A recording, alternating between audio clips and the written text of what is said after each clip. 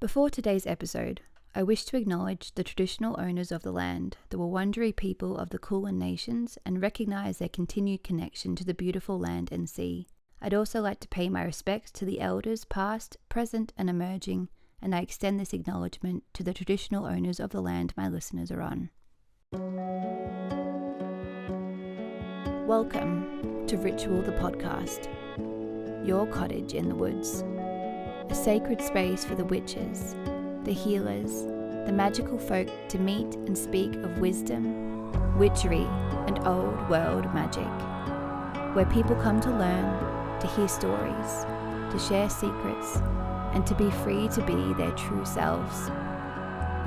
Welcome to Ritual. Hello and welcome back to Ritual. My name is Amy Harvey and I will be your host for today. I hope you all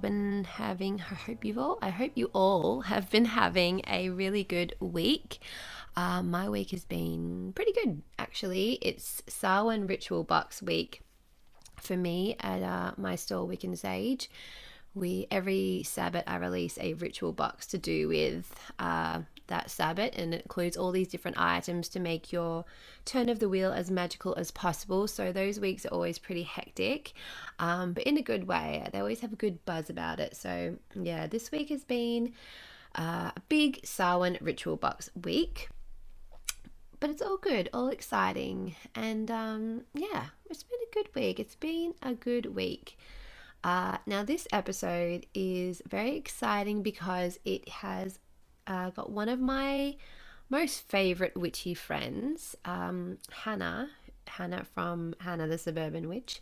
She is on with me, and I have known Hana for a little bit now. You may have seen us. We've done a couple of lives together on Instagram before, and she's always just super awesome to chat to. She's just filled with so much knowledge, and she's a fellow witchy mum too, so we get it. We're on the same page, and I'm always messaging her to pick her brain for tips and ideas. And she has a TikTok account as well, if you haven't seen it, and it's the best. She does the funniest videos, so definitely go and check her out. But this week my interview is with Hana, and I just wanted to forewarn you, there must have been something going on in the air that night. We were actually talking about it. We thought maybe it could have been some fae action or something crazy, because we were having the worst luck with technology. It was like one thing after another was going wrong. At one moment she had a cat in her drawer, like literally there were so many things. So you just need to keep in mind that the beginning, the sound may be a little bit off, but it does get better. So just hold on, just get through the pain threshold, and things will iron itself out as we figured it all out. But yes, just a little warning, there may be some weird cuts, and we may sound like we have restarted a conversation 27 times because look, we had to. Otherwise it would have been a lot of swearing and us going, what the hell is going on? But we got there. So it's a good interview. It's a good chat. I hope you enjoy it, and happy listening. So I'm very excited because today I am with someone very special. She is a witch. She is an astrologer. She's a tarot reader. She's a mum. And she is someone I am very lucky to call a friend. And that lady is Hana, the Suburban Witch. Hello. Hello. Thank you very much for having me and for that wonderful, warm introduction. It makes me feel all fuzzy inside. Oh, well, thank you for being here. I'm so excited to talk to you because I feel like we're just like catching up, but I'm like also deep diving into your life. I know what you mean. I'm always like, yay, I get to talk to Amy, and it doesn't feel like work. No, it's fun. It's fun. So how are you? You're up in Queensland now. Yes, I am. Sunny Queensland, where I'm a true Queenslander. I think I've been up here for about 2 months now. 2 months. It's 8 weeks, and I've turned into a real Queenslander because I put my winter pajamas on last night. and I was all snugged up, and my husband looked at me and went, "What are you doing? It's 25 degrees." And I was like, "Oh, I guess it felt a little chilly." I am Queensland. How did you guys go after those floods? Because that was pretty epic. I know that your area, like your street, was flooding. Was that right? My street was fine. We're on like a really steep hill. I swear all of Queensland is very hilly. It's very hilly here. Our house was okay, although our garage roof started to cave in because I've never seen so much. It was just consistently heavy rain for like more than a week, nonstop. And to the point where it became like if you have white noise in the background and someone suddenly turns it off and you're like, oh my God, that was so loud. I had no idea, because it just fades into your existence. That's what happened. So when the rain finally stopped at 4 a.m., it woke me up because the sound stopped. Like, I've never had that before with rain. So our garage roof, there was a cracked roof tile that we didn't know about until obviously the rain started. And it was on the first day of the really heavy rain that we noticed the roof starting to like bubble, like the plaster was bubbling, and there was a big drip, and we were like, it's not good. So we put a bucket under it, and 2 hours later we had to empty the bucket, and we're like, yeah, that's not good. So we called Defence Something Housing, wrong. which is yeah, Defence Housing is who we're with because we're a military family. And they pretty much just said, it's a weekend, we can't help you, you'll have to wait till next week. And we're like, but the roof might cave in. They're like, well, call SES. And we're like, I'm pretty sure that's not for them to like come and fix our roof that's dripping. That's on you guys. But regardless, it stayed up, thankfully. And we had some guys come out and fix the roof tile. And now we're still waiting for the actual plaster roof section to be fixed. It's all going moldy and gross because it's so humid here. So that's fun. But that's the worst that we really got. We had to stay in our house for over a week because we couldn't leave because everything was flooded. There was a landslide like a kilometre from my house, blocking all of the roads. A lot of my friends and family were stuck in their homes or their homes flooded. And then it went down to New South Wales, and then it hit really, really bad. So that was scary. But It's we are terrible. safe, thankfully. Yeah, That's and they're still good. doing I'm really cleanup, glad. and I'm really, really glad. yeah, yeah. So that's Queensland. That's Queensland weather. Apparently, it was a very strong storm, but it's also not unusual to get flooding like this. So we are learning, we are adjusting. I'm thankful for the hill. Love it. Yeah, I can imagine. I can imagine. All right, so tell me, do you have a morning ritual? And that could be a magical one, it could be like a mundane thing, but is there something that you try to do every morning to get your day going? No, no, there is not. No, there is nothing magical. There's nothing that I do every day. I often get woken up at about 5 a.m., maybe 5:30. Not by choice. I am not a morning person. I am absolutely a late evening person. I could, I go to bed at about midnight. I force myself to go to bed at midnight. I could stay up much later. That's when my energy hits its peak, which is why I choose to work a lot of the time from 8 till 12. But then I also have a 1-year-old, so I get woken up frequently. And then at 5 a.m., I'm a very grumpy Hana, and I'll just get up. Sometimes, if my husband is willing, because we sleep in separate rooms so that, only one of us is getting interrupted. So then I'll just switch out with him sometimes at 5 a.m.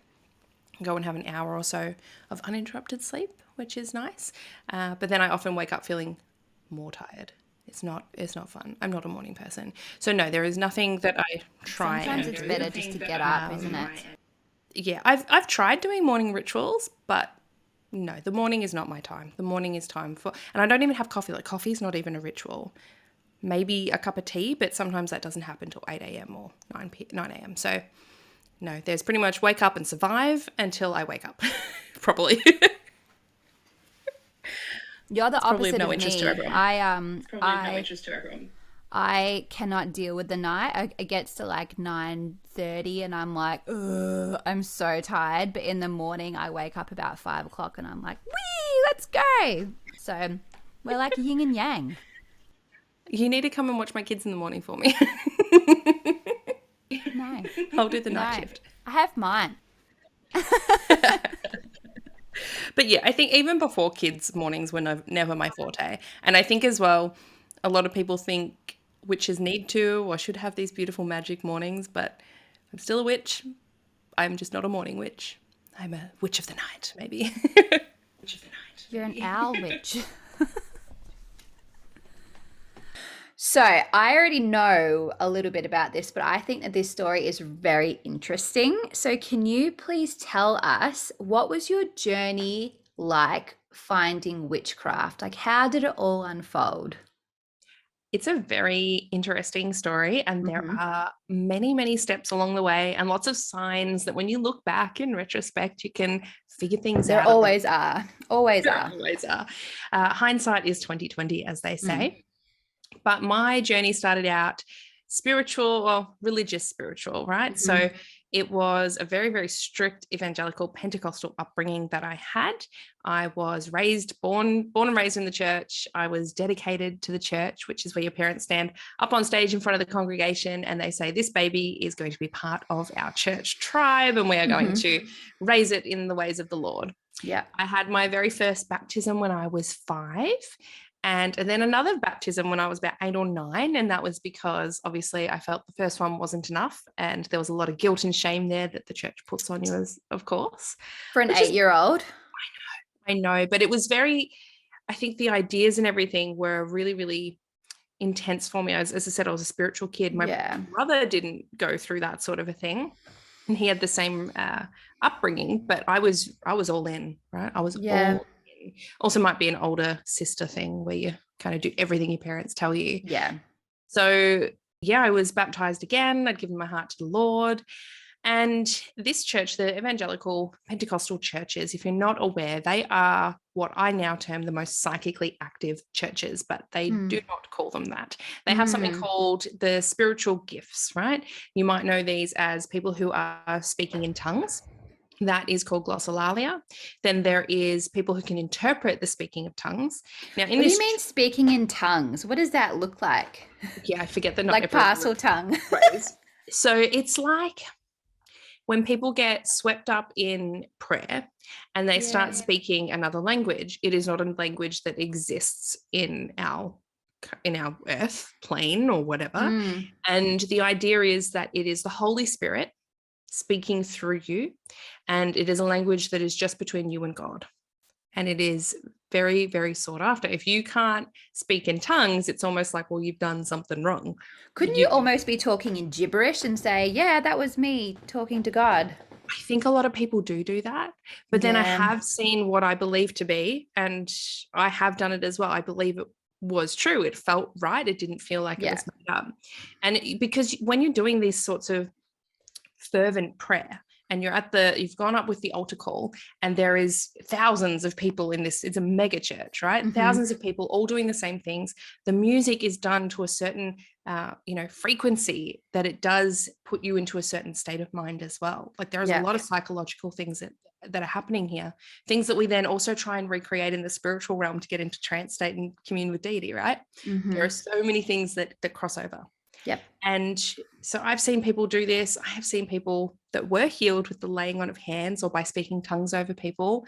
My mum has this story where she spoke in tongues over me when I burnt myself with like the boiling hot kettle over my entire body at the age of 3. Wow.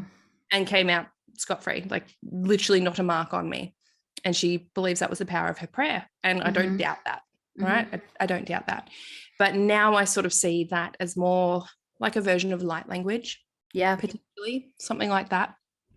Laying on of hands in all cultures, in all religions, there are people who heal with hands. And then there is the gift of prophecy.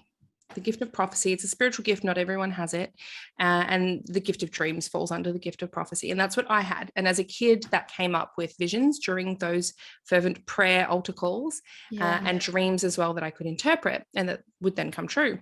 And so I was told I have the gift of prophecy. And 2 of the dreams, the visions that I saw during those prayer times, one of them was of me and what I thought was in a third world country, I must be a missionary, right? That's what I saw. And the other one was of me on a stage preaching or speaking to a lot of people. And I remember turning to my mum and saying, are women allowed to preach? Because we have no female role models. It was only men in the upper echelon of the church. And so those were my two visions, and I thought they're absolutely going to happen. I'm going to be a preacher and a missionary. I'm a woman of God. This is my path, right? And the dreams as well. So, I would get those and be able to interpret them. And these gifts are in the Bible. If anyone's read the Bible, there is Joseph. You might know him as Joseph in the Technicolor Code of Dreams. It's turned into a musical. Yep. There's a movie of it. It's pretty good. It's a great story. And he would interpret the dreams of, he was thrown in a prison cell and he was interpreting the dreams there, and he was interpreting the dreams of the Pharaoh, and, it changed the course of his life. Yeah. So we know this in the witchy community as a nigromancy, which is dream divination, right? And visions are simply clairvoyance. Okay, psychic clairvoyance. But do not call it that. The church will, burn you at the stake. Isn't that so funny that they have such a judgment when literally you go, you're basically doing the exact same thing. Like one's called witchcraft, and it's like, very similar. If you call it a psychic gift, oh my goodness, that is from the devil. That is the devil speaking in your ear. And I was raised to believe that witches were real. Yeah. There are real witches out there. They are evil, and the stuff that was the misconception of a witch, though. Yes, but they said the stuff that they do only works because the devil is speaking in their ear. Like, that's the vibe they put on there. They're so fearful, and everything is filled with fear. And if we look to the Bible, there are two things that these days now, with the whole reason I'm like, I could never go back into that religion. No, absolutely not. And two of those things are mistranslation and understanding the Bible and how it was actually read, the context around it. My mum went to Bible college. She used to be in the women's ministry, right? She was pretty high up in the church there. Yeah. Very involved. And she said going to Bible college, majority of the people who went through Bible college were no longer Christian afterwards, because they actually teach it as in, this is the context and the culture at the time that it was written. The books about Jesus in the New Testament were hundreds of years after he was alive. Yeah. Can you imagine if I wrote a biography about someone who was hundreds of years old, now, and I didn't have any sources written down because people weren't, writing. There was no Google then. You couldn't Google someone. You're just like, oh yeah, this story where this guy did this thing, and it's a lot of it's hearsay. It's all Chinese whispers. Yeah, and she said a lot of people lost their faith by learning that sort of thing. And two key things: one is the word witchcraft, and the other is the word homosexual, both of which are in the Bible these days, the King James Version especially. Yeah. And the Bible translations as well, highly political. But the word witchcraft in the original Greek text was actually called pharmakeia. And pharmakeia doesn't translate to witchcraft. It translates to drugs that alter your mind, right? That's where we get the word pharmacy. So it's not witchcraft. Those people back then were potentially using herbs to poison people or to poison the royalty, right? They were using herbs to heal and maybe to hurt. So that's what they didn't like. Yeah, and then it came out as witchcraft when it's not what witchcraft is. No. And then the other word, which was homosexual, was actually mistranslated. Homosexual didn't appear in the Bible until the 50s. Before that, it wasn't there. And it was only referring to pedophilia, which they were saying that was wrong, not homosexuality. So how did they get that? Like, they're two completely different things. They didn't get it wrong. They did it on purpose. Oh, man. Yeah. Oh, don't even get me started. I've gone on a rant. I've gone on a tangent. Yeah, right. Anyway, I know this stuff now. When I was a kid, so I'm having these experiences. So for me, that means it's real, right? That means Christianity is real. Of course. Real. And we would go to prayer group on a Wednesday, youth group on a Friday, church Sunday morning, and church Sunday night.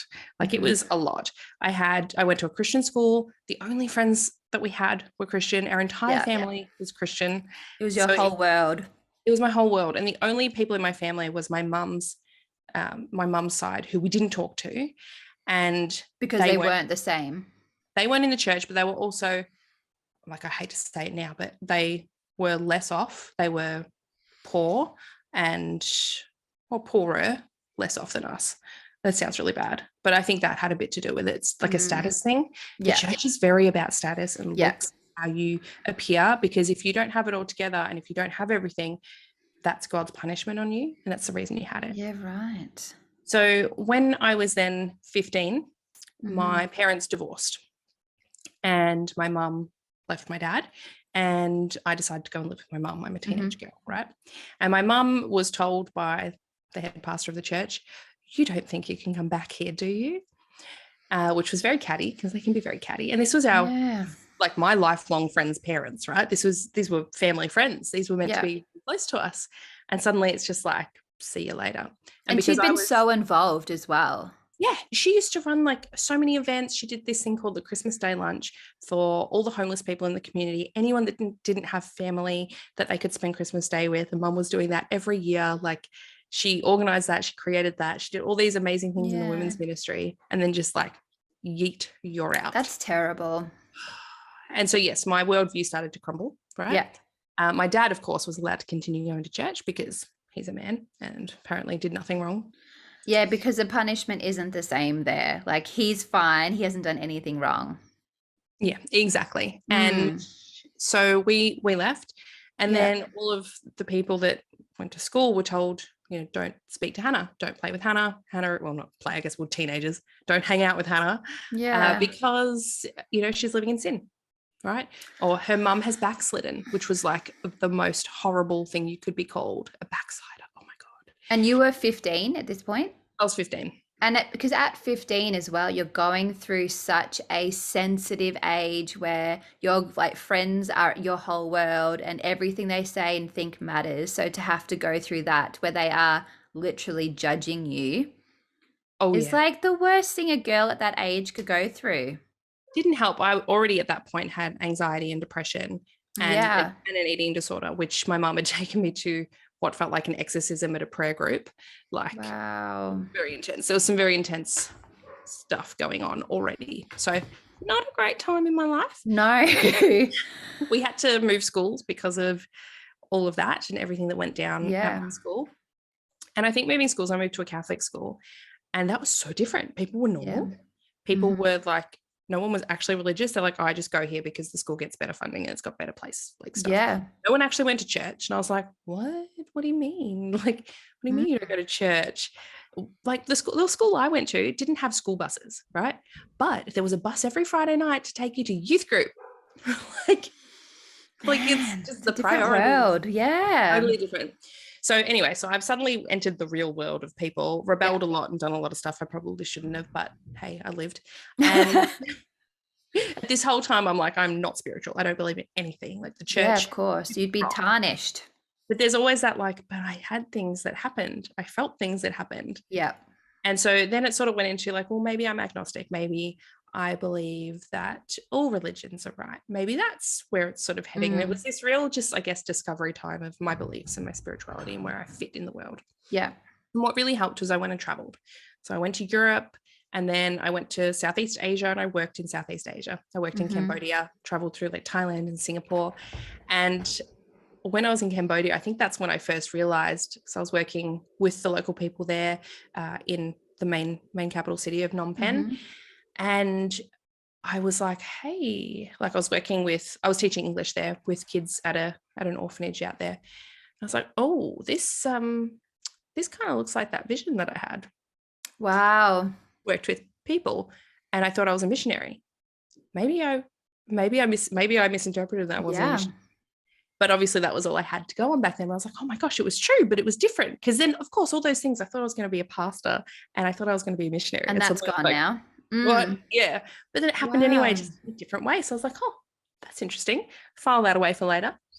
Went over to Canada, met my husband there, lived there for 2 years, working in a beautiful place. And that's when I think I also started exploring a little bit of movies I could watch, books I was allowed to read. Your world had just opened up completely now. Yeah. And so when I was in Canada, I remember finding out that one of the hotels was presumably haunted. And I remember going, oh, I need to find out why and how and everything about it. And so I found this like amazing blog post written by one of the local taxi drivers, like taxi driver Mike or something. And he'd written about all the folklore around this old hotel. And it's called the Fairmont Banff Springs, if anyone wants to look it up. And so, of course, I've like dragged Ben, my now husband, dragged him down there and been like, we're going to find this room that's apparently been boarded up because there was too many hauntings happening in there. And we found this room and like, it's just so exciting to me. And my mum's always said I've been drawn to like the darker and the spookier and things like that always. She had to always be like, no, we're not doing that. Put that DVD down. We're not getting that one. Yeah. She always says I was a bit of a weird kid in that regard. But yeah, suddenly I was allowed to explore and do all these things. And then when I went down south to New Orleans, which I'd always been obsessed with New Orleans. Yes. Well, more Louisiana, always obsessed. Past Yep. life thing now, I know, but at the time I was just like, I don't know, I'm just this weird Aussie girl that likes Louisiana. Yeah. Went there and decided to get my first tarot reading. I thought if I'm going to get one, I'm going to do it in New Orleans because That would have been a big moment. yeah. And the only reason I was able to do that was because I was traveling alone at that point. There was no one there to see me do it. Like that was the big fear. Someone's going to tell the church. Someone's going to tell the people from the church that I know, like, I'm going to get in trouble somehow, right? Yeah. There was still the fear of I'm going to open a portal of some form or Yeah. open myself up to these horrible things. But it was really interesting. It was very on point and it didn't feel wrong. Okay. So it was my first introduction to tarot. Then from there, I had some very, very spooky supernatural experiences, which resulted in a friend of mine calling in a witch to come and help out. And so that was my first encounter with a witch, which was interesting. He was like a guy witch, which I didn't even think existed. And I was like, okay, cool.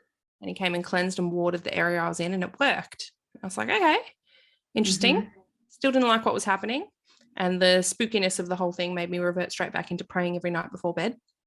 Yeah. But it was interesting. It was starting to crack me open, right? Yeah. So force some things to happen. You were intrigued. Yeah. And it started to sort of, I guess, go from there. Then when I got home a little while later, so end of that year, I got home and I was working in corporate environment and I started sort of experimenting like, I've got a bit of a sore throat, right? I'm going to go and maybe I'll go and have like I don't know, I feel like I need a licorice tea. I've never had licorice tea before. I'm going to go try licorice tea. And then, that really helped. I think that was really good. And then I Googled it, found out licorice tea is really good for throats. And I was like, how did I know that? That's so clever of me. Intuition. And then I started trying other teas and other ways of, I guess, working with my body and with what nature gave us. And next thing you know, I've got basically a whole locker filled with tea at my office. And everyone says, you're not feeling well? Go see Hana. Hana will fix you up. I thought, this is pretty fun. And then someone said, you're pretty witchy. And I went, I like that. That's nice. I like being a bit witchy. But if someone had said you're a witch, I'd be like, no. The why makes you safe. Yes, exactly. So experimenting with teas and like herbal healing, I guess, on a lower level, and then growing my own herbs so that I can create my own teas. Yeah. And, talking to my plants and seeing how that works. And all my plants are lovely. They're thriving. And then I decided to dip my toe into divination with tea leaf reading. Yeah. Because that also felt safe, right? Yeah. So I remember reading some tea leaves and I just thought I'll just write it down and see what happens. And the very first time I did it, my cat, River, she came and sat like directly in front of me and stared me down the entire time. Yeah. And I remember thinking, I think she's lending me her energy. I don't know how I thought that because that was not in my terminology. Yeah. But I was like, that's interesting. And then I ended up accidentally, unknowingly predicting the conception of my daughter. So that was fun. I love it. And I started to realize, this stuff might be real. Maybe I can do this stuff. Yeah. Maybe there's more here. So it kind of just started to gently open things up. And then not long after that, I started hearing a voice in my head, which I now know is clairaudience. And I said to my husband, I'm hearing something in my head, there's like a thought that keeps popping in telling me to buy a tarot deck. Yeah. Like, go buy one. Yeah, I mean, he was not raised in the church like I was. And I said, no, I can't do that. A demon will pop out or a portal to hell's going to open up. And he's like, all right, so don't buy one. but there's this voice in my head. I'm very conflicted, okay? Yeah. It took me a whole year to succumb to that. And I actually ended up going to a shop up near your way, up in Sassafras, and hanging around for ages, wondering, like, is someone going to talk to me and help me out or scare me away? This girl has got some issues going on, man. Just standing there staring at these tarot decks. Finally picked one up. It was the Shadowscapes deck. I never looked back. I literally got home and started using it immediately. Used it multiple times a day. Couldn't put it down. Was using it all the time. And it got to the point where it really helped me. It helped my mental health. It helped my spiritual beliefs start to sort of foster themselves. I think began like using cleansing with smoke and experimenting with crystals, and sort of the dominoes started. Yeah, the tea Yeah. and herbs were a gateway drug. Yeah, I love it. I love it. Yeah. What was the transition like then? Because obviously you're going from a religion where it's like the God, it is God and God is everything, to going to one where there's not just one God, there's like hundreds of gods, hundreds of goddesses as well. Like what was the transition like for you to go from having that belief in a God to many? And did you still believe in that God, but then add more? Or were you drawn to certain deities? Or what was that like for you? Deity work has been the last thing that I Yeah, have I done. can imagine. I think anyone that grew up, especially in a monotheistic or Abrahamic religion, is going to find that the hardest part. Yeah. And I just ignored it for ages. I was like, no, not for me. I don't work with deities. Not my thing. Not my Was it thing. guilt? Was it because of guilt? There might have still been fear, probably guilt, Yeah. shame, fear, all wrapped up in a pretty little black bow. Yeah. But I I think a key for me was reading the Kybalion, which is Hermetic philosophy. Mm-hmm. That was one of the earlier texts that I read when I started to explore. And that was really fantastic for me. It talks about the mind is all. It's basically the idea that that we are all connected to one, almost like, it's hard to explain it, like one divine being. But then Yeah. there's like it's separated itself into different forms, which is all of us. So you are me, I am you, we are all together. And we Mm-hmm. all, the idea is to get back to source at the end, right? Yeah. This is a really, really brief summary. Don't come at me if I got that totally wrong. It's But dot like that, points, dot points. yes, that's what my brain like puts it as, right? So it's Mm. almost like there still is one. It's Mm-hmm. just it's broken down into billions of different things. And I think that deities form part of the bits that it's broken out. They Yeah, are right. They're like almost different like, energies. yeah, different aspects of Mm-hmm. that one being, that one source energy. Mm-hmm. And just like we are different aspects or like of that one source energy, it's just different layers. It's kind of where my beliefs are currently. Yep. So yeah, rather than being a god and then us as separate that it's created, it's almost like it's a version of itself experiencing itself in lots of different ways. Yeah, right. So it kind of goes back into almost like theosophy and like universal truth, and we are all the religions that kind of have a universal thing, they're all correct. It's Yep. kind of like that, but also not Yep. like Yeah, same but different. yeah. Yeah. Did what was I going to say? I was thinking about something else and then I lost my frame of reference. Was it a relief for you to go to like transition into that witchcraft and then go, I now have the freedom to actually choose what I believe? Like I can kind of like form my own path. Did you feel like there was a weight that lifted from you where now you could go, if I wanted to believe in this, I could, and if I don't, then that's fine as well. Like, did it feel weird to have that freedom? No, I think I really enjoyed being my own authority. Yeah. I do not have to go and ask the pastor for their Yeah. advice or for them to help or for them to tell me what something means. I can figure that Mhm. out for myself, because that was part of the problem growing up as well. I'm a very inquisitive person. Yeah. And so they would tell us a Bible story and I'd be like, but why did they do that? Yeah, that Or doesn't make sense. how did they do that? And they would be, and literally the response was usually pray on it. And I hated that. I hated that Yeah. response. It's like, well, can't you tell me? Are you supposed to know? You're Aren't you a supposed to be, teacher? yeah, the one that's like telling us this information, and I'm just supposed to Mm, blindly believe it. And I used to get a lot of like, don't ask that question, those sorts of things. So interesting.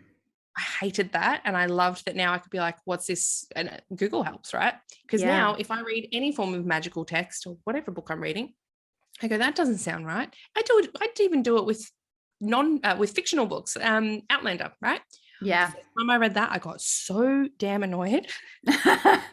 She puts on a white wedding dress, and I was like, hang on a minute, white wedding dresses didn't come out until like the 17 or 1800s, and that's because one of the queens wore one and they brought it into fashion. And I'm like Googling, I'm like, they didn't fact check this. Like, You know what? Claire Fraser can wear whatever she wants, all right? but like that's how I read books. I'm very highly critical of everything they put in Yeah, there. right. That's how I read the Bible, and you're not allowed to be critical of it. So No. now I'm allowed. Now I You can can do be that. as critical as you want now. And like I still use the Bible in my witchcraft. Mm-hmm. And I think a lot of people are scared to do that. It's like, no, I've shut that door. I can't open it again. But I think it's really good to still be open to it, and I still see like Jesus and God and the Holy Spirit almost like thought forms or egregores, right? Yeah. There's so much energy that's been poured into them. Same with saints. Like we didn't Mm-hmm. use saints in my religion, but I use them now. Yeah. And I think they are just as beneficial as turning to a deity. Like I think they all form that sort of an aspect that we can add energy. Totally.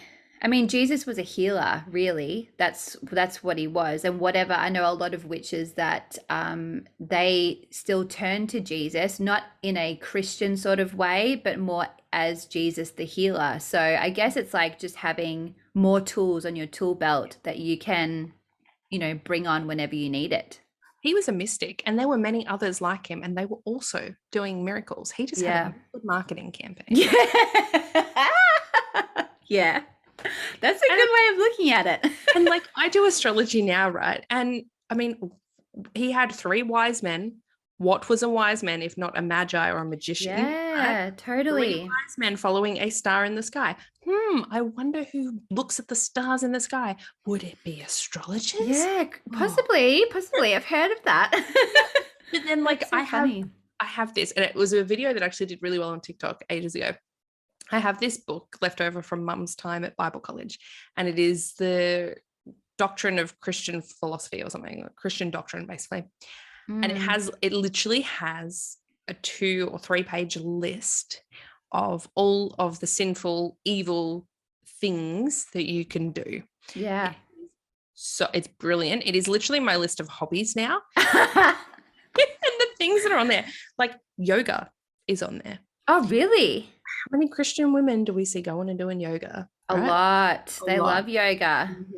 Not all though. Like my grandfather, he still goes to church, and he once saw me put on like cosmic kids yoga for Aurelia. Yeah. Lost his shit, and like foot down, we are not having that in this household. And I was like, oh dear. Wow.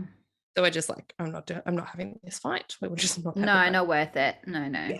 Yeah. But so there's still some that believe that. And it's almost like now I can see a lot of the things that could open you up to other ideas that are outside the church, or finding your own answers that are outside the church. That's what's frowned upon. Yeah, exactly. Anything that could alter your mindset or your mind state. It's so frustrating to hear. Now, speaking of astrology, how did you find that? Because that's part of your little tool belt as well now. And I think that astrology, I mean, I don't know a lot about it. I know like very, very basic. And that's one of the things I love about you, is that you're like full of knowledge. So how did you find it? You stumped me there for a second. I was like, how the hell did I find it? Who said That's it? a good question. Yeah, it was actually one of the girls I went to school with. So why did I see her? It might have even been at a school reunion or a school catch up or something like that. This is a Christian school, right? Mm-hmm. And she was, I remember she just, so I said, what are you up to? I'm working corporate, whatever, blah, blah, blah. I've traveled, cool. And she was like, oh yeah, I'm doing something very different. I was like, oh yeah, what? And she's like, I'm like really into astrology. I was like, oh, cool. Tell me more. And she said, well, what's your birth date?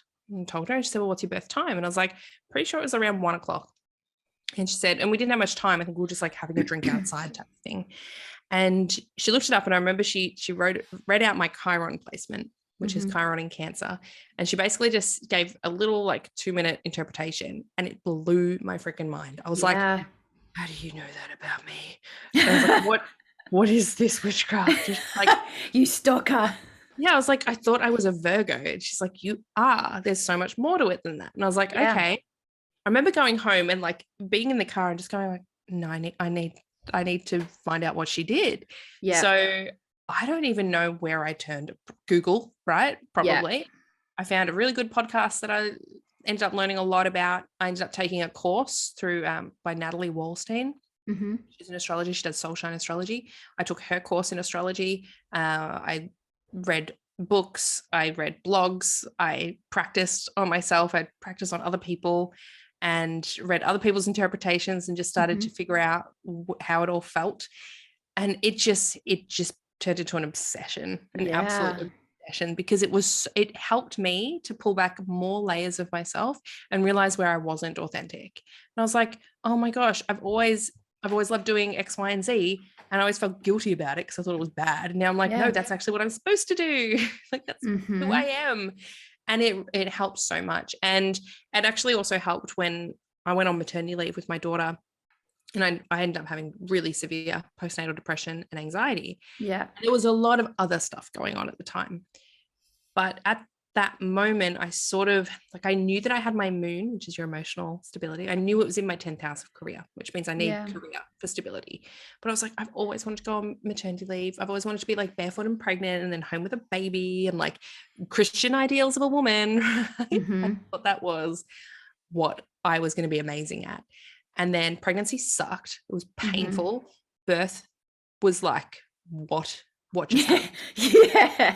Giving me a child, what do you mean I don't get to like recover? What? Yeah.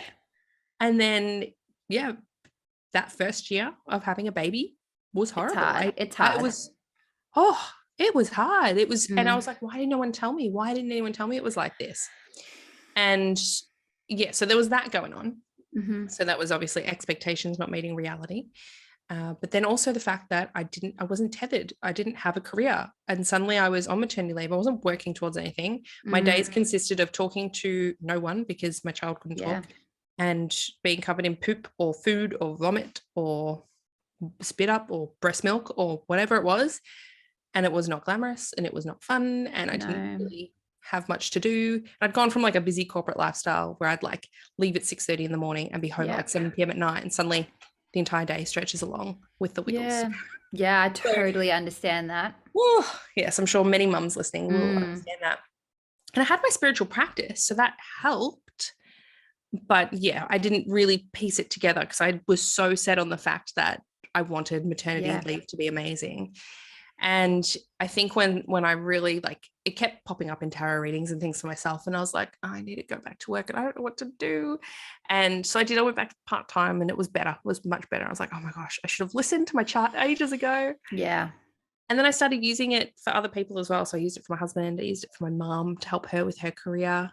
Used it for some friends and started looking at friends, like how they fit together and a few other things. And then I don't even know what the moment was. I think it was when we were moving to Perth. We were about to move to Perth for my husband's in the military. So we're about to move. And obviously I couldn't keep up with my job because they're not over in Perth. I knew I needed a job. Yeah. And I don't know if it was my idea or Ben's idea, but he was like, what about all your tarot stuff? Like, could you do that? I'm like, I could. That's exciting. Would anyone buy that? I don't know, but I could do that. Maybe I could try that. So I thought, all right, I'm going to do this. And it was like, I don't know, everything started to just happen so easily. Yep.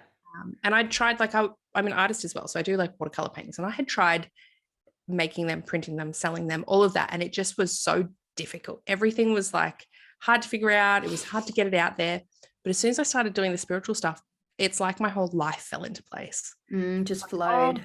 Yeah. And I was like, oh my gosh, why did I not do this previously? And I mean, it all made sense. It's obviously the path I was supposed to be on. Yeah, it happens when it's meant to happen. Exactly. And yeah, it all went from there. And then here I am now. And I think going to Perth helped because I didn't know anyone. There wasn't anyone from the church. It forced you to do your own thing as well. I could be and me. not the safety of like your old job. Yeah, I could be me. I didn't have anyone that was going to judge me because no one knew me. So they were just meeting me as I was in that moment. And that freedom, similar to like when I was traveling, I could be free to be me. I like the saying, there's no yesterdays on the road. No one knows who. Yeah, that's so true. Clean slate completely. So that helped me to step into my authentic self.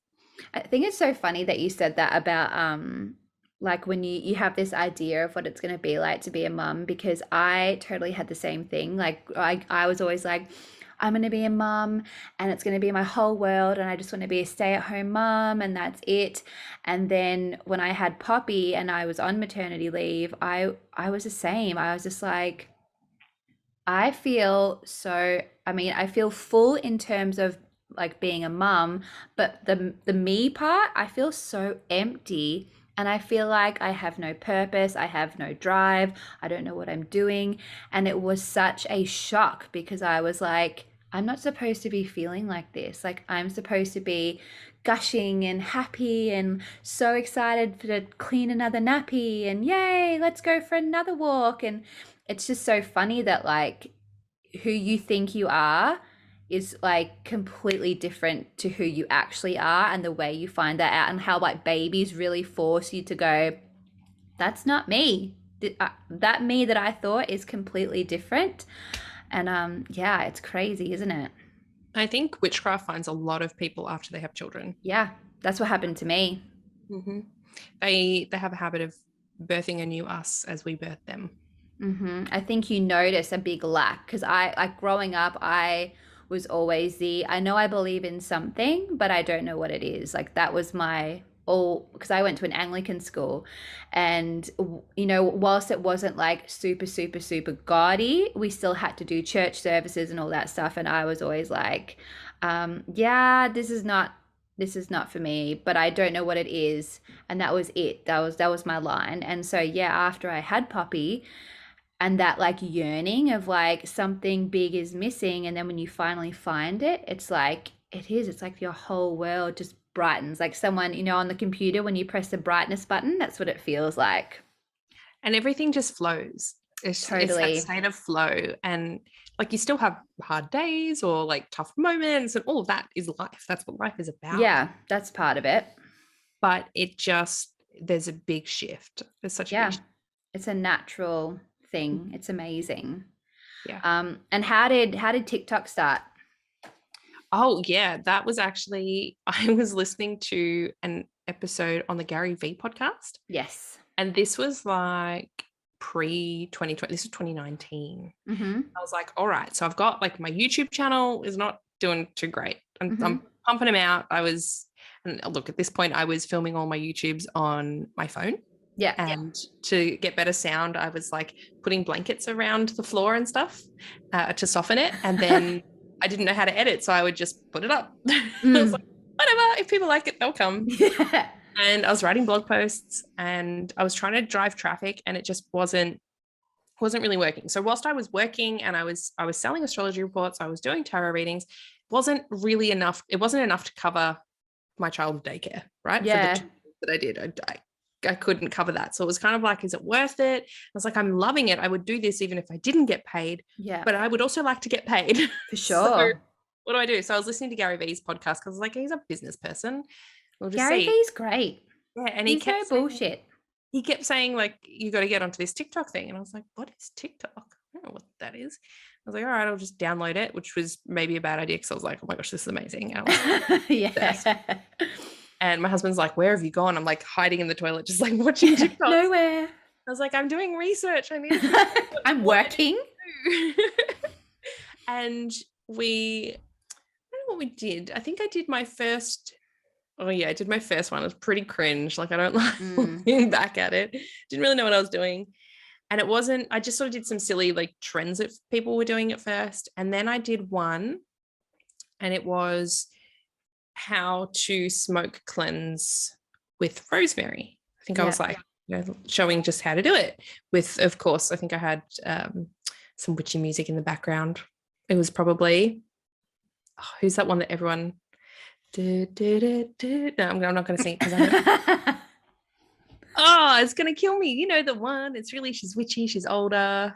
She's in the Coven series. Oh, Stevie Nicks. Stevie Nicks, yeah. Yeah. Stevie Nicks. There we go. Don't ask me what song I was trying to sing. It's in my head. Doesn't come out the same. I'm sure it was amazing. So, it was incredible in my head, okay?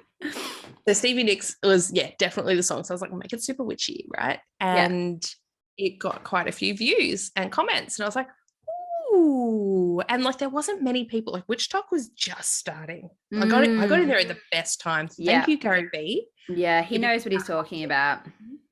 And I really enjoyed making them. I've always loved being on camera. I've always been good at that. Mm-hmm. And like even I remember year 8 home economics, we had to make like a cooking show. And my teacher was like, you should be on TV. I was like, I'd love that. Thank you. And then now I have a really great YouTube channel, right? So Yeah. kind of the same. It's just gone with the times. But that's how I started. And I had a few go viral, which really helped. And then I'd watch the video go viral, and then I'd watch my website analytics jump through the roof. And I was like, Cool. ooh, this is grand. So that has really, really helped. And then they'd sort of jump up for a bit whilst it was viral and then drop down, but they'd always drop down much higher than they were before. Yeah, cool. I could see the business side of it. And then it just obviously got me a bigger reach, because the reach on TikTok isn't about, like, it's not really about hashtags or anything. It's literally just about the content that you make. Yeah. Every single video that you make has the exact same amount of probability or possibility of reaching a very wide audience as all the previous ones, right? They're not different. It's not based on previous performance in any way. Yeah. So yeah, and then that helped grow my Instagram, which also went and helped my YouTube, and then just all flows on from there. Is that still your biggest platform now? Yes. Yeah, TikTok is still the biggest platform. So I think it's around 122,000, which is really cool. Yeah. But I do find the engagement on Instagram much more authentic, because they are people that are constantly and consistently engaging and DMing and commenting and all of that. Whereas TikTok, you just get a lot of randoms that'll just randomly comment or that sort of thing. It's just a bit less connected is how it feels. But it is a great platform for creating. Like, I still will not use the Instagram Reels feature because it sucks. And it's still use TikToks. It's such a science, isn't it? Like, having so many platforms and knowing like who goes on what for what kind of content. And like, even now it's like, what time should you post and when's it going to reach people? Like, people think that social media is such a, yeah, I'm just going to quickly post something and leave it. And you go, no, it's so much more than that. Like, it literally could just be your full-time job, trying to like A, understand it, all different platforms, and then B, making the content, engaging with people. Like, it is a lot of work. It is. It really is. I'm lucky that I love it. Yeah, I think you have to, because people can see it as well when you are passionate and when you are wanting to make something that looks good or sounds good or whatever. Like, people really respond to that. And I think when you half-heart something, it just doesn't, I don't know. For me, I immediately swipe past people like that, because I'm like, nah, whatever. But as soon as you capture someone that's like totally in it, they like really did everything they could to make it look good and all that, it just changes the game, I think. And I think I started off as well with them. I tried to be professional. I think that was always, especially growing up and like having all my jobs, I was always way too professional, over professional. I don't know what I was trying to prove. And so even my husband, Ben, was very confused. He's like, you're so silly in your TikToks. And I was like, yeah, because who cares? It's my own business. I don't have a boss that's going to tell me off. So it sort of started a little bit like, I'll try and make it professional. And then I had a fun one, and the fun one did really well. I was like, people like when I'm silly and I pull my silly faces. And I'm not doing TikTok dances. I'm just like, I don't know, doing my Hana dance. Yeah. And you know what? Like, Patty and I talk about this all the time, where people have this idea, like especially going into it, that witchcraft is like a serious thing, and you know, there are rules and you have to do it this way, and it can be really overwhelming to people. But it's so not like that. And I think if you can just show that it's like, it is actually quite a normal thing, like the practices that you do, it's very normal, and it can be really fun and it can be really funny. So I think people probably respond well to that, because it's like a breath of fresh air. Like, okay, I don't have to sit here and like be super serious and do all these like things exactly right. I can like have fun with it. Yeah, and there is a place for that for everyone. But sure. I like to keep mine fun and informative, right? My witchcraft is fun and informative. That's who I am.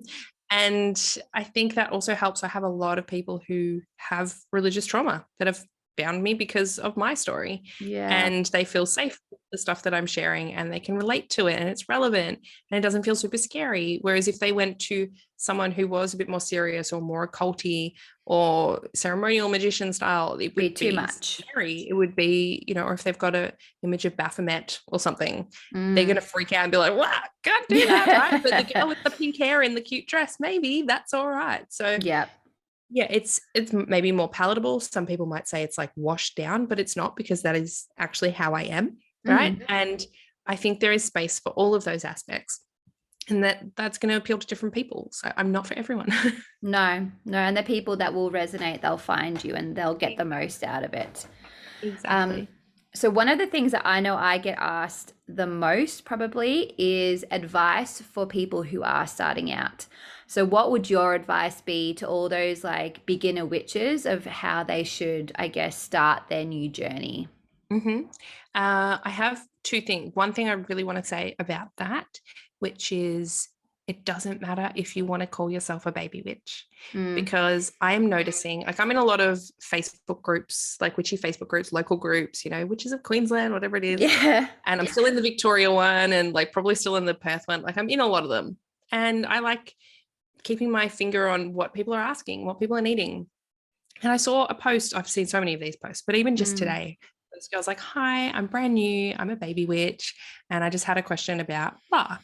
And instead of answering her very normal question, the amount of comments that were like, "Oh my gosh, I hate when people use the term baby witch. Hey, Yeah, you I've are not seen a that a baby." lot too. Like, they got so heated. And I was like, guys, don't shame her. That's how you like send her away. She's like, wow, they were horrible. Yeah. Like, who cares if you use the term baby witch? It's not, they're like, oh, there's power It's in a not the name. point. That wasn't Exactly. the point. Exactly. Like, yes, there's power in names. I get it.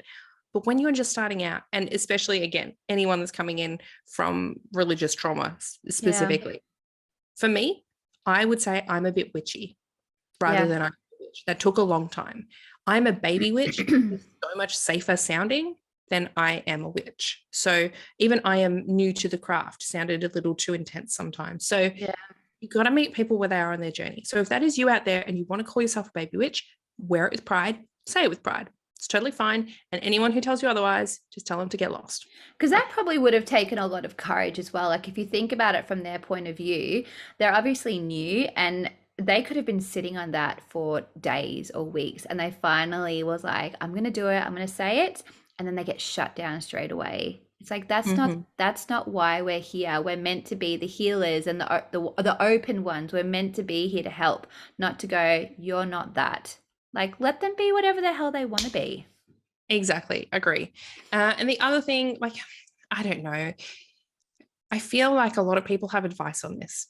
And a lot of the advice is read everything. But when you tell people to just go and read everything, then they do that. And then they get really scared about doing anything. There's a like, lot. "No, I have to read. I'm not ready yet. I haven't researched enough," right?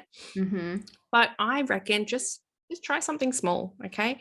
And don't be scared, because when you bring fear into it or doubt, that's when magic and stuff doesn't work. And if it doesn't work, that's fine. Who cares? Yeah. It's not a big deal, right? What are you going to lose? A candle? That's fine. But it's worse to just sit back and not do it because you're scared of it as well. And like, I've gotten pushback from things like sharing about how to do a freezer spell. Okay. Anyone is unaware, a freezer spell, you write the person's name on a piece of paper, fold it in half, chuck it in the freezer, chills them out. It's a light binding. I don't class that as baneful magic, right? I don't. I think it is one of the easiest, simplest, safest spells that you can do. It was the first spell that I did, a freezer spell for a really annoying client. Not in my tarot business. No. This was in corporate world. Where I worked in the building industry, and those clients were not fun. Never had fun ones. And I was like, they just will not stop calling and yelling at me. I can't do anything about it. I'm going to put them in the freezer. And they stopped calling me, and they started calling their site supervisor, who they should have called in the beginning. I was like, oh, that worked almost immediately. That's interesting, right? And people get pushed back. Oh, don't tell new people how to do it. They're going to think they can just go and do anything. Yeah, go and do it, right? Go and try it, because if you experience spell blowback on anything, that is going to teach you so much more than if you read something in a book. Or if you try and do a spell absolutely perfect. You're not going to learn anything by that. You need to be intuitive about it. You need to just try things and see what happens. Write it down. Write everything that you do in a notebook. Be like, on this day, I felt like this, so I did this. And then flick back at, a week, 2 weeks, 3 months and go, did that come to pass? Did my spell help me that time? Write some notes in another color. Like, it doesn't have to be hard. It doesn't have to be scary. And you can just try things. That's okay. I totally agree.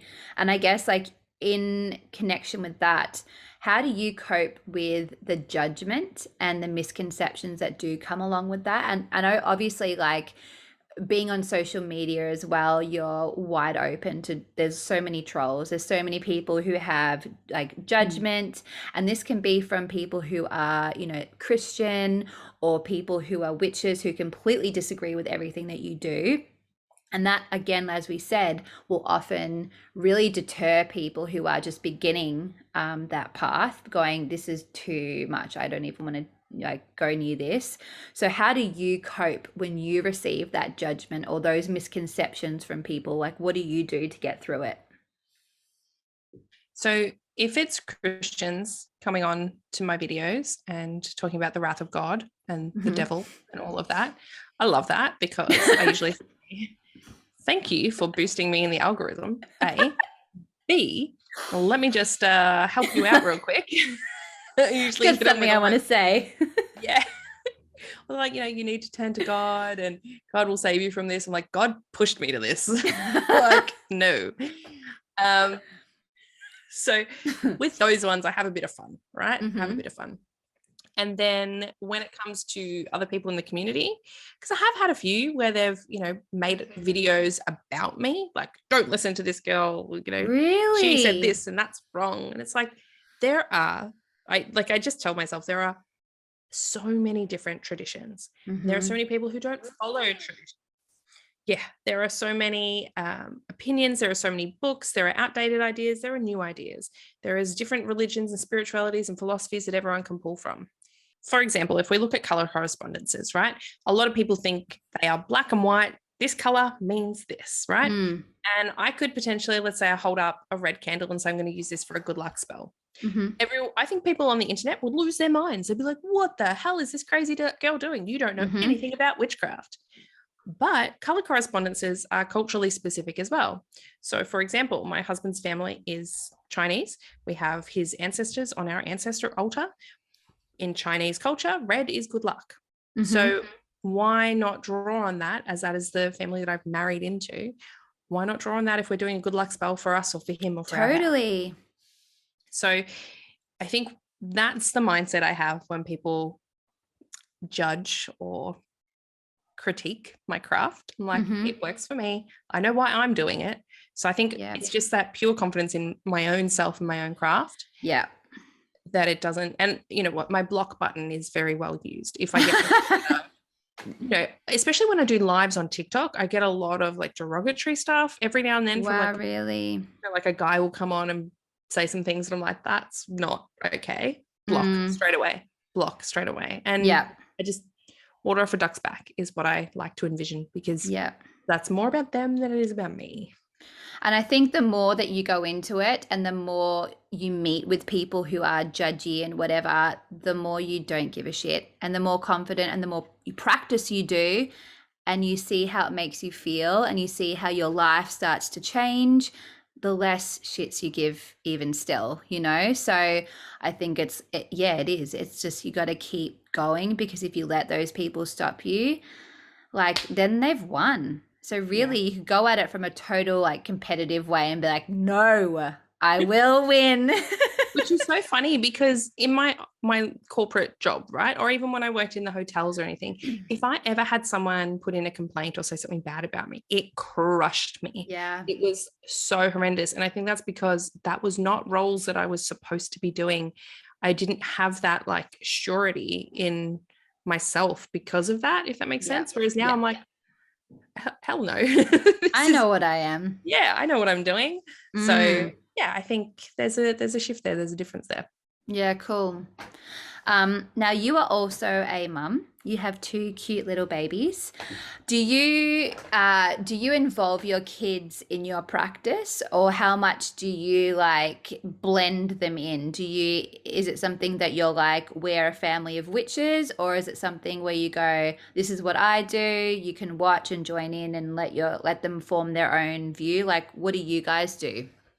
So my husband doesn't consider himself a witch. Mm-hmm. So I have heard him say once, my daughter said, "You're not a witch." And he went, "Oh, I'm kind of witchy." So Oh, I love that. he's using a more witchy term, but he doesn't identify as a witch. Yeah. And he's super, super duper, duper, duper supportive of my practice and everything we do. So we do some of like the solstice and the equinox and some of the Sabbats. We do those celebrations together as a family. Mm-hmm. More like a tradition, like they become traditions that we do. And I think tradition and ritual in regards to your family, super important, great Yeah. for children to have that. I think that is excellent.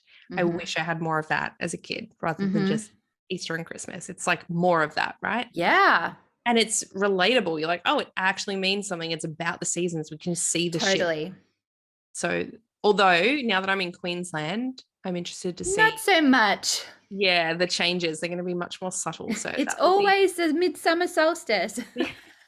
so it'll be interesting. So we do that. And like my daughter is now, she's 5. So she's seen me doing all of my stuff. She knows what I do. And over the years, you know, she was very interested in my crystals and my tarot cards, and she would play with them. And I never stopped her from doing that. And there was a lot of like, should I be doing this? Is this wrong? Yeah. And I think that's, again, that Christian thing, like she's just a kid. And I was like, hell no, my parents did that. They, you know, put me in their religious Yeah, beliefs. Why can't I exactly. put her in my religious beliefs? Mm. People do it all over the world. But then again, it's going to be totally her choice as she grows. She says to everyone that she's a witch in training. I love that. She had like this walkathon at school the other day. It's like the kids' version of a cross-country race. Yeah. And so they had to walk around the oval twice, and parents could go down and walk with them. And there were these other parents that I'd never met before. And she was like, my mum's a witch. He's like, what? Yeah. Sorry, what? And she's like, my mum's a witch. And just like runs off. I was like, oh, yeah, I'm a witch. And he's like, Mm-hmm. okay. I was like, as an introduction, there we Poppy go. does the exact same thing. She has like no shame. Like at school pickup, she's telling everybody, all the kids come over to me and go, are you a witch? Poppy said you are. And then she and her friends now sit at lunchtime and they make potions together, and then they all give each other their own goddess. So Poppy came home and she goes, my goddess is Hecate. And then my friend wanted a goddess, but it has to do with animals. And I'm like, is that what you were talking about at lunch? And she's like, yes, because we're witches. I'm like, okay. That is so beautiful. Yeah, they're not quite like, I don't get any of the details about her conversations. She's kind of just It'll like, come. yeah, school was fine. I want a snack. Like that's the extent of it. But it's actually quite cute. Some of the parents in her class, like her friends' parents, listen to the podcast now. My Oh, podcast. cute. That's good. That's good. Yeah, I've made parent friends. It's been really fun. But yeah, so I include her where she wants to be. She'll want to do spells. She comes into my room to do them. I will, you know, if she's going through stuff, I'll ask, you know, do you want me to try pulling a card for you? Or do you want to do Nice. that? Or like I open it up to her. She does a lot of psychic work with me. So we do it as a game, whereas I will say like, what color am I thinking of? And then she closes her eyes and I say, all right, you're going up a set of stairs and you're going to open a door, and you go into that door and you see a box on the floor. Open the box. What's in it? And she's like, it's a plant. I'm like, what color are the leaves? And she'll be like, purple. And I'm like, that's the color I was thinking of, right? Cute. So we do these cute little psychic together. I love that. I want to do that so with my just little kids. things like that. And it's good fun. And then we swap. Mm. We take turns doing the opposite way. And then the other thing that's been really good is talking to her about death and what happens when we die, because I think the idea of heaven and hell is very traumatic. I was traumatized by that. I remember I thought there were demons everywhere. I thought there were demons constantly hiding under my bed. And I was always terrified that I was going to end up going to hell and burning for eternity because I accidentally said, oh my God, instead of, oh my gosh. Yeah. Not okay. And because I've done a lot of mediumship stuff, and I've sort of been a bit open about that, like, oh, sometimes I can see people, even though they're not here, I can still communicate with them. And it has helped. My grandmother passed earlier this year, and it was so easy for her to understand what was happening. And she was like, it's okay, she's still here, even though we can't see her. And it was really good. It was really interesting seeing her relationship to death and the afterlife and her perceptions of it, and they're not shrouded in fear whatsoever. The idea of ghosts doesn't scare her. Like, she's not scared of anything related to death. She understands it's part of a cycle and it's not the end. We actually tonight when we were having dinner, my littlest, Noah, he's 4, and he just started asking, because he's very into like how old everybody is at the moment. And so he's like, when I'm 17, will I die? And I'm like, why would you die when you're 17? He goes, because I'm old. And I think because somewhere along the way we were mentioning someone we were talking about was like 99, and Poppy was saying how they're gonna die because they're super old. And I'm like, usually when people get to that age, that is when people will die, because when you're old, you die. And so in his mind, he's like, 17's old, so that's when I'm gonna die. And we're like, no, death can happen in all sorts of ways. I'm like, oh my God, how am I even going to broach this subject? It's such a big topic. But, we're like, death can happen in all different ways. It could be an accident, but most people grow old and then they die. Yeah. And I think trying to explain death to a child, because I remember being little and having that realization that we're all going to die. And it's huge. It's a really big subject. And I think for a child, it's so important to give them that reassurance of something else happens. It's not just you're dead. That's it. Game over. And so, like, what do you say? What's your explanation of what happens when you die? So how have I told it to her? Because she's been asking questions since she was about 2. And the one thing I was very cautious of was saying anything around like people dying young or kids dying, because I didn't want her to have a fear that she was going to die. No. Right? I don't think that's healthy. And I've never shied away in terms of like my grief around people passing away. She's always seen that. And I think that's good to see how we deal with it. It's not hidden. It's not pushed down. No, it's normal. And like with my grandmother, when she passed, and I said, I'm sad because I'm going to really miss her. I'm going to miss giving her hugs, and I love her a lot. And I know that she's still here, and I can talk to her and she'll hear me because her spirit can visit us, right? Yep. Have her on our altar. There is a candle that lights her way to find us again. And I said, but she might have her own things that she has to do on the other side, right? In the spirit world, she might have her own things that she has to do, or people she has to look after. Okay. So I'll say, if you want to talk to her, you can, but she's not always going to be right there if you don't want her to be watching something, right? Because I don't want her to think she's being watched every time she goes to the toilet either. Right? Because I know that's where kids' minds can go, like, they're everywhere. Holy shit. But then as well, like she's seen things. So she's like, I remember walking past her once, and she was sitting on the couch and she was just talking away. And I said, I'm sorry, darling, I wasn't listening. What did you say? And she said, I'm not talking to you, Mum. I'm talking to Pawpaw, which means grandma in Chinese. And I was like, oh, okay, cool. Tell her I say hi. And she goes, I will. You just can't see her. And then she wandered off. I wandered off, and I was like, cool. Whether that was, real or not, right? I believe it was.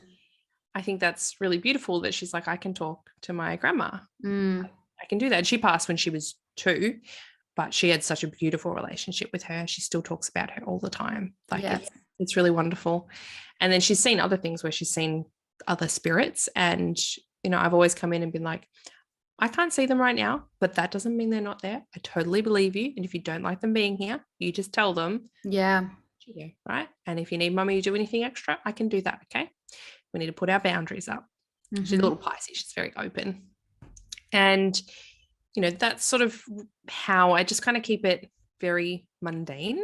Like it's just a part of life. Death is a part of life.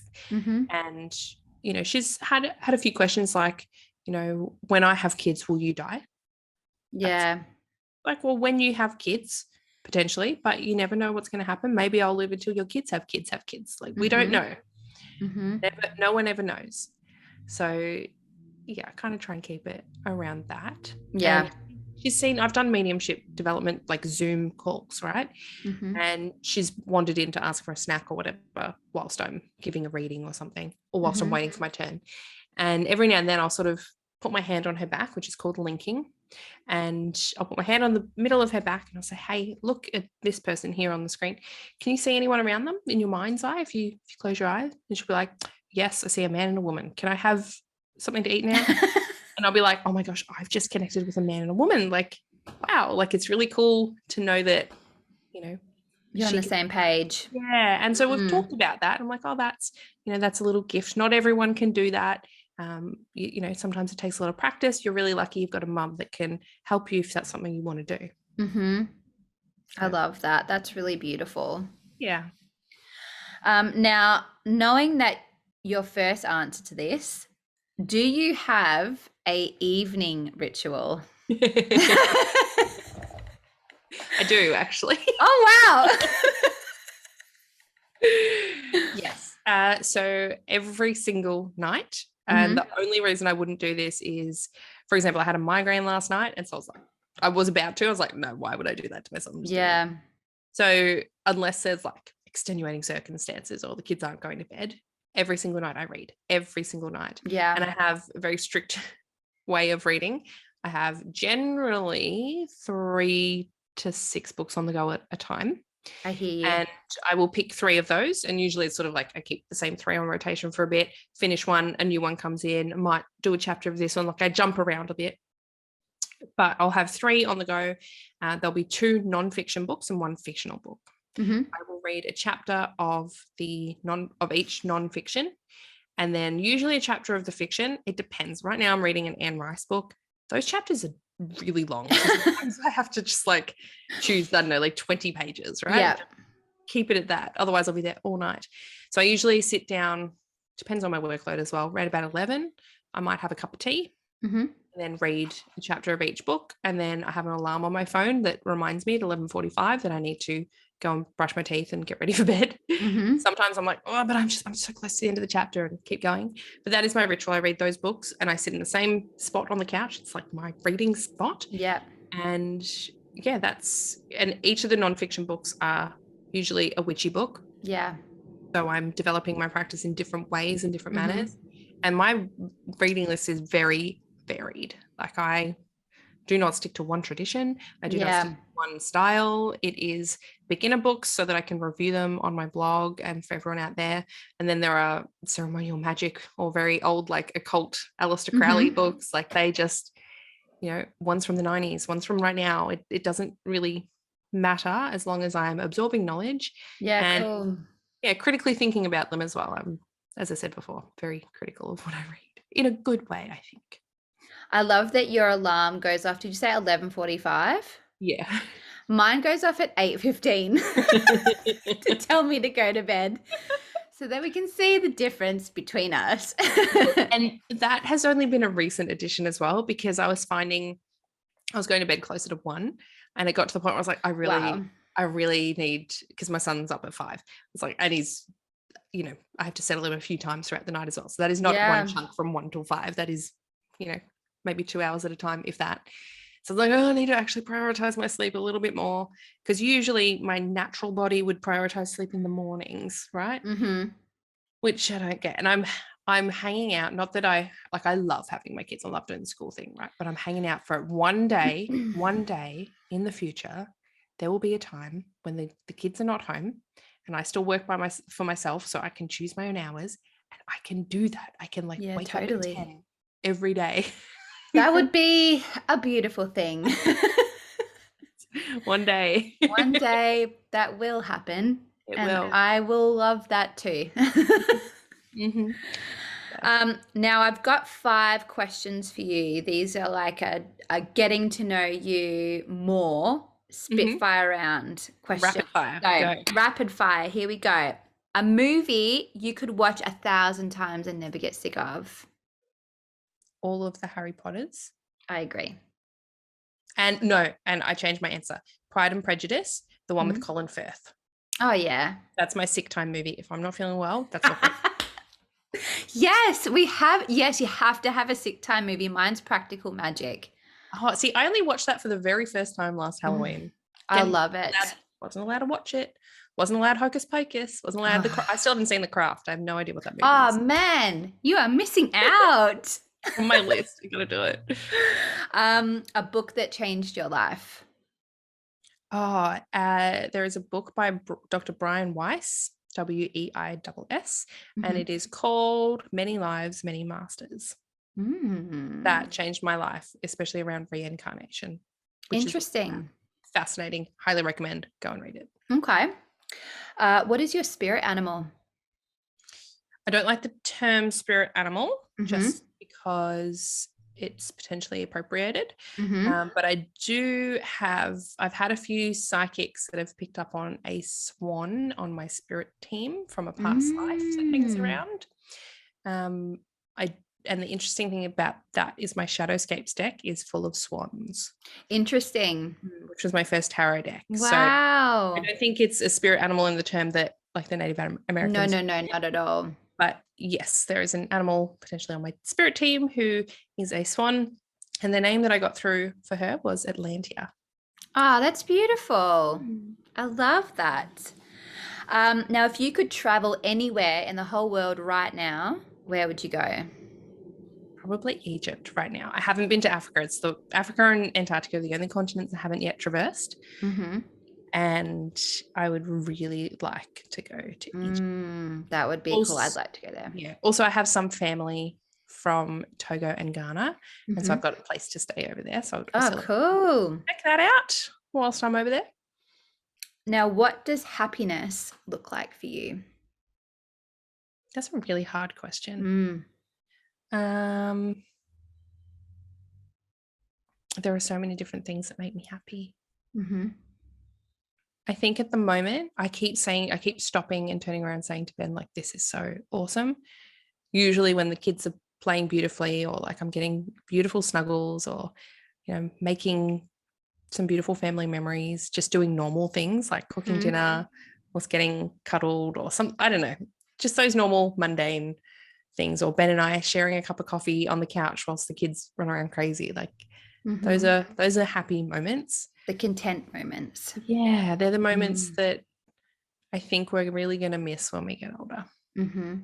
That's beautiful. I like to think about that a lot. Like looking back, these are the times I'm going to miss. Like the crazy school drop-offs, I'm going to miss doing that. I know I'm going to miss doing that. So, yeah. I love that. Normal moments. Oh, well, thank you, Hannah. Thank you. That was fun. I really enjoyed talking with you. And I learned more about you. So thank you. And now, can you tell everybody where they can come and find you and what you have coming out? Yes. So I am Suburban Witchery on all the platforms except for Twitter, because Twitter has a word count, like a letter count in the name. So it is Hana, Hana, the SW, Suburban Witch, right? So Hana the SW on Twitter, but Suburban_Witchery on Instagram, just Suburban Witchery on YouTube, TikTok, and Facebook. I also have a Patreon account. I have a podcast which is called Witch Talks, Witch Talks, a Suburban Witchery podcast. So even if you put Suburban Witchery, you can still find it. That is my main places. And I do also have a course. I've actually just released it. Yes, you do. Yes, it is called The Art of Psychic Divination. So it's teaching people not only to develop their psychic senses and their psychic skills, but also to use a range of divinatory tools to help them to access the information that they're looking for and the guidance that they have. So starting from simple divination, which is things like bibliomancy and palomancy, so using a pendulum, all the way up to classic and systemized. So that is things like tarot cards and astrology. And then the very last module is all about free-flowing divination. So that is scrying, like fire scrying, mirror scrying, and water scrying, reading chiromancy, which is reading the wax. So it's a little bit more difficult, but I work you up to that.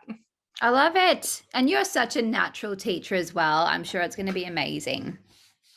I'm so proud of it. Like I put my heart and soul into that. I I'm really proud of that course. I You think should it's be. really great. I love it. Good I'm on excited to you. put it out. Thank you so Thank you. much. It was so nice talking to you. And yeah, you're just There's awesome. nothing to chat. Yay. Thank you so much. Bye. You too. I love Hana.